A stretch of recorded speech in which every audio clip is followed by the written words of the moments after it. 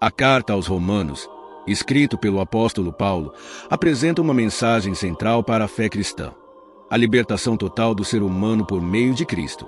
Ele inicia sua exposição com uma declaração poderosa: aqueles que estão unidos a Cristo não estão mais sob condenação. Esse argumento enfatiza a transformação espiritual daqueles que vivem pela fé, indicando que a antiga lei, antes fundamentada em regras rígidas e na incapacidade humana de cumpri-las, foi superada pela lei do Espírito da vida. Essa nova realidade não anula a justiça de Deus, mas a satisfaz plenamente através do sacrifício de Cristo. Antes de continuarmos, devo lembrar que farei uma oração para que Deus abençoe sua vida ao final do vídeo. Você também pode ajudar a espalhar a mensagem do Evangelho curtindo esse vídeo. Mas se não puder ajudar, não precisa fazer nada. Agora, vamos à mensagem. Paulo argumenta que a lei, por si só, não poderia conceder verdadeira libertação porque estava enfraquecida pela natureza pecaminosa da humanidade. Em resposta a essa limitação, Deus tomou a iniciativa ao enviar seu próprio Filho na forma humana para vencer o pecado, permitindo que os crentes fossem transformados. Essa transformação não ocorre por méritos individuais, mas pelo poder do Espírito Santo, que habita naqueles que seguem a Cristo. Dessa forma, não se trata apenas de uma mudança externa, mas de uma renovação completa do pensamento e do coração. O apóstolo faz um contraste entre duas formas de viver, uma guiada pela carne e outra guiada pelo Espírito. Ele argumenta que aqueles que vivem segundo a carne estão focados em desejos terrenos, em prazeres passageiros e em preocupações materiais, o que inevitavelmente conduz à morte espiritual. Por outro lado, aqueles que são guiados pelo Espírito experimentam vida e paz, pois seus corações estão alinhados com a vontade de Deus. Paulo reforça que a mentalidade da carne se opõe a Deus, pois não se submete à sua vontade, por isso, não pode agradá-lo. Em contrapartida, quem se rende ao Espírito passa a viver uma nova realidade, caracterizada pela obediência e pelo propósito divino. Além disso, ele enfatiza que o Espírito Santo não apenas transforma a vida presente, mas também garante a ressurreição futura. Se o Espírito que ressuscitou Jesus habita no crente, então esse mesmo poder concederá a vida eterna aos seus corpos mortais. Esse pensamento reforça a esperança cristã na vitória definitiva sobre a morte e a transitoriedade da existência terrena. Mais do que isso, Paulo destaca uma identidade renovada. Aqueles que vivem pelo Espírito não são mais escravos do medo ou do pecado, mas filhos adotivos de Deus. Ele usa a expressão Abba, Pai, que transmite intimidade e confiança na relação entre o crente e Deus. Essa filiação não é simbólica, mas real, pois o próprio Espírito Santo confirma internamente essa nova identidade. Além disso, ser filho de Deus significa ser herdeiro da promessa divina, compartilhando da mesma glória destinada a Cristo. No entanto, essa glória não vem sem sofrimento. Paulo argumenta que, assim como Cristo sofreu, seus seguidores também enfrentarão dificuldades e desafios, mas a recompensa futura supera qualquer adversidade presente. Outro ponto fundamental no raciocínio de Paulo é a expectativa pela restauração final da criação. Ele descreve a natureza como algo que geme e aguarda ansiosamente o momento em que os filhos de Deus serão plenamente revelados. Essa imagem poética sugere que o mundo inteiro sofre os efeitos da corrupção do pecado e anseia por uma renovação definitiva, que acontecerá na redenção final. A reflexão de Paulo em Romanos avança para um tema crucial dentro da experiência cristã: a relação entre sofrimento e esperança. Ele reconhece que os seguidores de Cristo enfrentarão dificuldades, mas argumenta que esses sofrimentos não podem ser comparados à glória futura que será revelada. Esse pensamento não minimiza a dor presente, mas coloca-a dentro de uma perspectiva maior, na qual o propósito divino prevalece. O apóstolo defende que toda a criação, incluindo a humanidade, vive em um estado de expectativa pela manifestação plena dos filhos de Deus, um momento em que a corrupção e a decadência serão superadas pela libertação definitiva. A metáfora do gemido da criação é central nessa argumentação. Paulo descreve o mundo como algo que sofre as consequências do pecado, não por escolha própria, mas por ter sido submetido a essa condição. No entanto, ele ressalta que essa submissão não é definitiva, pois Deus estabeleceu um plano de restauração. Assim, o sofrimento atual é comparado às dores de parto, indicando que há um propósito e uma nova realidade prestes a nascer. Esse paralelo sugere que a dor presente não é um fim em si mesma, mas parte do processo de transformação que culminará na gloriosa liberdade dos filhos de Deus. Além da criação, o próprio ser humano também participa desse anseio.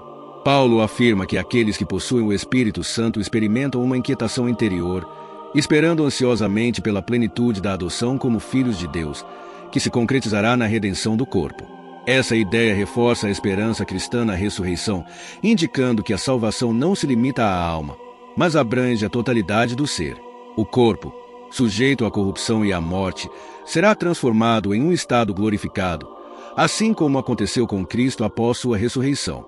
Nesse ponto, o conceito de esperança assume um papel central na argumentação do apóstolo. Ele explica que a esperança cristã não se baseia no que já é visível, mas naquilo que ainda está por vir. Se algo já pode ser visto e plenamente compreendido, então não é esperança, mas certeza.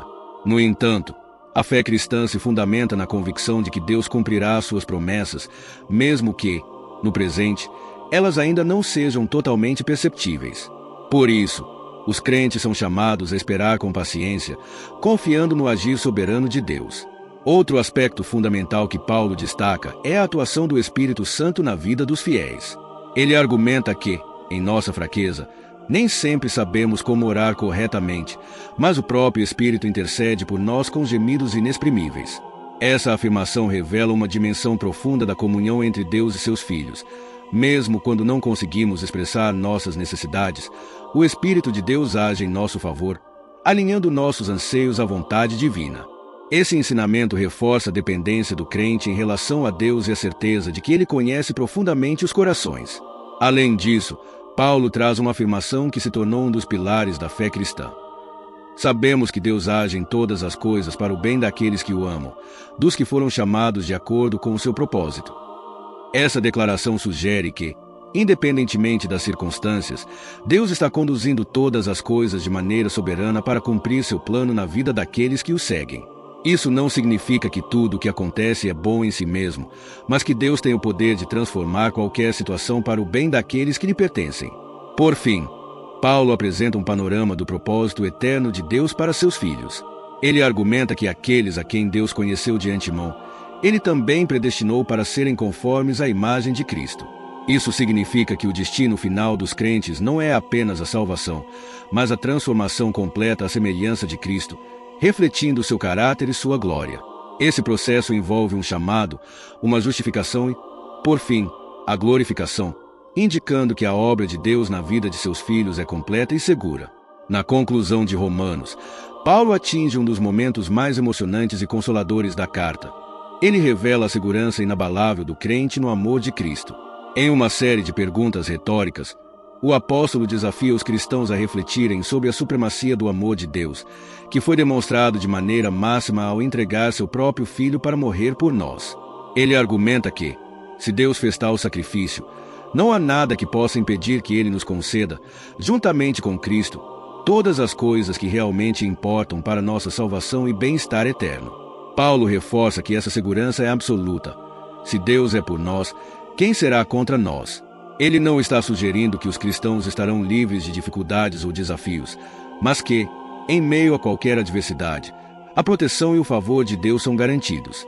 Nenhuma acusação, seja de quem for, pode prevalecer contra os eleitos de Deus, pois Ele é quem os justifica. Isso significa que, mesmo que o inimigo acuse o crente, ou que o próprio coração de uma pessoa possa lançar dúvidas sobre sua salvação, a obra de Cristo permanece completa e suficiente para garantir a justificação do fiel diante de Deus. Além disso, Paulo afirma de maneira enfática que a obra de Cristo não terminou na cruz, mas se estendeu à sua ressurreição e à posição de Cristo à direita de Deus, de onde ele continua a interceder por nós. Isso nos traz uma garantia adicional. Jesus, como nosso advogado e intercessor, defende os crentes diante de Deus, de modo que, em qualquer situação, podemos ter a certeza de que estamos sendo constantemente sustentados por Ele.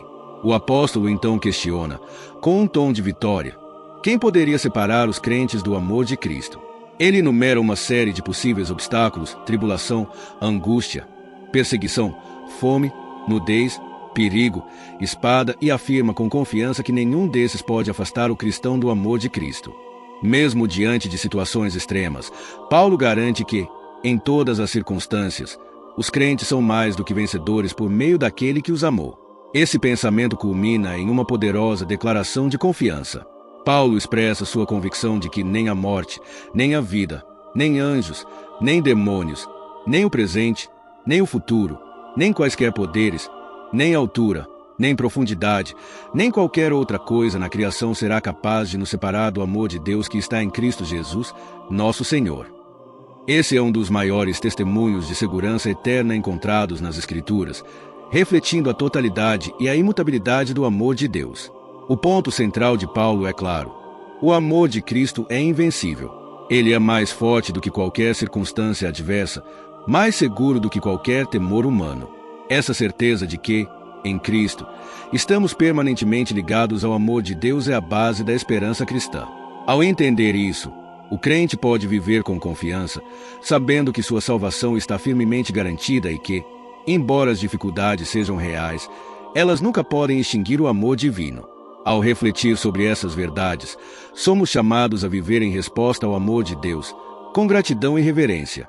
A obra de Cristo, que garante nossa justificação e glorificação, é o fundamento sobre o qual toda nossa vida cristã deve ser construída.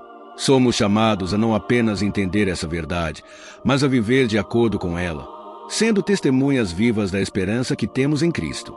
Antes de terminar e nos despedir, nesse momento, feche seus olhos e permita-me orar pela sua vida.